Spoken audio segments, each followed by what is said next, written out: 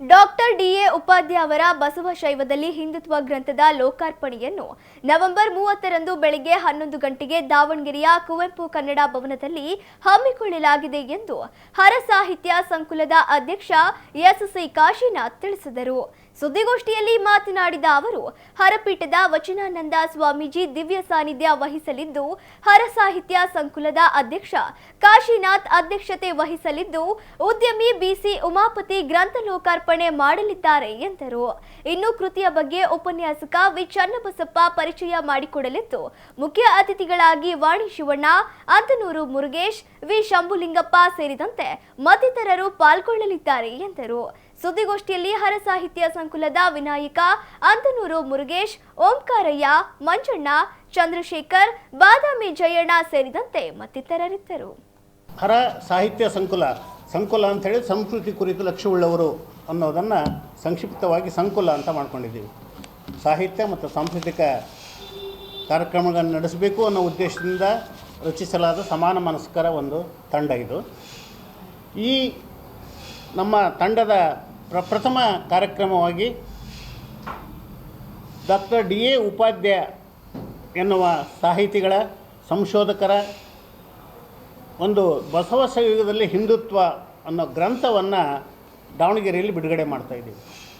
ಇದಕ್ಕೆ ಮುಖ್ಯ ಕಾರಣ ಅಂತ ಹೇಳಿದ್ರಂದರೆ, ಡಿ.ಎ. ಉಪಾಧ್ಯಾಯರವರು ಇಲ್ಲಿಯ ಕಲಾಶಾಲೆಯ ವಿದ್ಯಾರ್ಥಿ ಆಗಿದ್ದವರು. ಆ ನಂತರ ಮೈಸೂರು ಕಲಾಶಾಲೆಗೆ, ಚಿತ್ರಕಲಾ ಶಾಲೆಯಲ್ಲಿ ಡೀನ್ ಆಗಿ ನಿವೃತ್ತರಾದರು. ಅವರ ಒಂದು ಈ ಸಂಶೋಧನಾ ಗ್ರಂಥವನ್ನು, ಬಸವ ಶೈವದಲ್ಲಿ ಹಿಂದುತ್ವ ಅನ್ನೋ ಗ್ರಂಥವನ್ನು ಇಲ್ಲಿ ಬಿಡುಗಡೆ ಮಾಡಬೇಕು ಅಂಥೇಳಿ ನಾವು ನಿರ್ಧಾರ ಮಾಡಿದ್ದೀವಿ.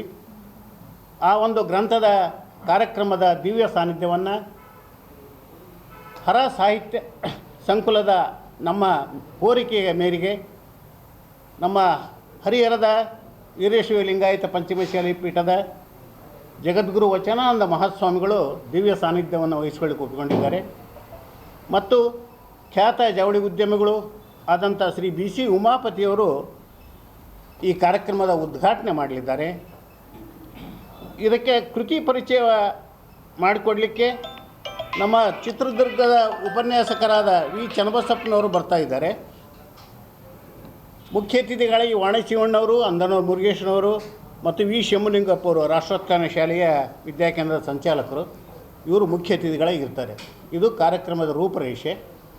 ಈ ಕಾರ್ಯಕ್ರಮವನ್ನು ಯಶಸ್ವಿಗೊಳಿಸಬೇಕು ಅಂಥೇಳಿ ಏನೇನು ಪ್ರಚಾರ ಮಾಧ್ಯಮದ ಮೂಲಕ ನಾವು ಪ್ರಯತ್ನ ಮಾಡ್ತಾಯಿದ್ದೀವಿ.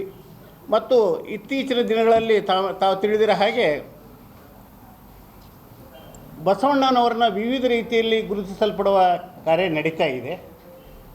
ನಾವು ಅವೆಲ್ಲವನ್ನು ಬಿಟ್ಟು ಬಸವಣ್ಣವರ ಏನು ಅವರ ಸಾಮಾಜಿಕ ಕಳಕಳಿ ಇತ್ತು, ಏನು ಧಾರ್ಮಿಕ ನೆಲೆಗಟ್ಟಿತ್ತು, ಆ ಎಲ್ಲ ಅಂಶಗಳಲ್ಲಿ ಹಿಂದುತ್ವವನ್ನು ವಿರೋಧ ಮಾಡಿದರು ಅನ್ನೋ ಕೆಲವು ಇತ್ತೀಚಿನ ದಿನಗಳಲ್ಲಿ ನಡೀತಾ ಇದೆ. ಬಸವಣ್ಣವರು ಹಿಂದುತ್ವದ ವಿರೋಧಿಗಳು ಅನ್ನೋ ಒಂದು ಆರೋಪವನ್ನು ಮಾಡ್ತಾಯಿದ್ದಾರೆ. ಅದು ಆರೋಪ ಸರಿಯಲ್ಲ ಅನ್ನೋದು ನಮ್ಮ ಭಾವನೆ. ಆ ಆರೋಪದ ಅಲ್ಲ ಅನ್ನೋದಕ್ಕೆ ಅವರು ನಮ್ಮ ಏನು ಗ್ರಂಥಕರ್ತರಿದ್ದಾರೆ ಅವರು ಸುಮಾರು ಅನೇಕ ಬಸವಣ್ಣವರ ವಚನಗಳನ್ನು ಅಧ್ಯಯನ ಮಾಡಿ, ಆ ಅಧ್ಯಯನದಲ್ಲಿ ವಚನಗಳಲ್ಲಿ ಇರ್ತಕ್ಕಂಥ ಹಿಂದುತ್ವದ ಎಳೆಗಳನ್ನು ಅವರು ಬಿಡಿಸಿ ಇಟ್ಟು ಆ ಗ್ರಂಥವನ್ನು ಸಂಶೋಧನಾ ಗ್ರಂಥವನ್ನು ಬರೆದಿದ್ದಾರೆ. ಆ ಗ್ರಂಥದ ಹಿನ್ನುಡಿಯನ್ನು ಇವತ್ತು ನಮ್ಮ ಜೊತೆಗಿರತಕ್ಕಂಥ ತವನಿದಿಯವರು ಅದರ ಹಿನ್ನುಡಿ ಬರೆದಿದ್ದಾರೆ.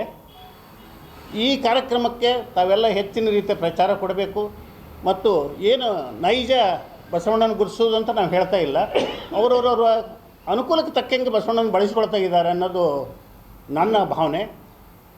ಈ ಒಂದು ಏನು ಧಾರ್ಮಿಕ ಪರಂಪರೆಯಲ್ಲಿ ನಮ್ಮದೇನು ದೇಶ ನಡೆದು ಬಂದಿದೆ, ಭರತಖಂಡ, ಅನೇಕ ಧರ್ಮ ಗ್ರಂಥಗಳು ಇದೆ.